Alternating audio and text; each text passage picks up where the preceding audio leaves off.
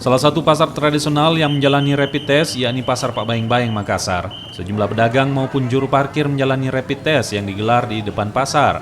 Sekitar 600 pedagang yang akan menjalani tes, namun baru sebagian yang melakukan rapid test, lantaran sejumlah pedagang masih sibuk melayani pembeli.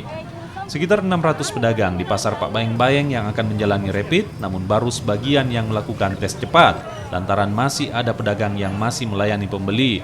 Dari hasil pemeriksaan awal, rapid test hanya satu orang yang menunjukkan hasil reaktif, sehingga harus menjalani pemeriksaan lebih lanjut untuk mengetahui pasti hasil rapid testnya. Rapid test massal yang digelar selama 4 hari oleh pemerintah Kota Makassar akan menyasar sejumlah pedagang, juru parkir, dan ojek online. Rapid test di sini. Informasi Saya dari maksudnya di sini kan tukang parkir kasihan ya hari-hari. Iya. Terus kita lihat ada rame atau kita Iya, daftar.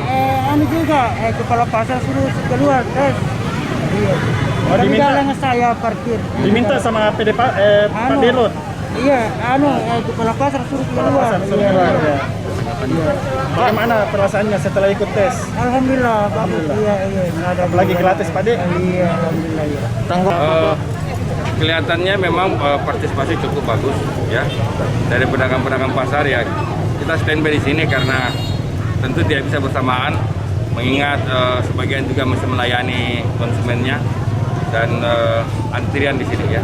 Tapi kami siapkan 8 meja sehingga bisa mencakup 2 pasar di sini. Hari ini kita 4 pasar ya.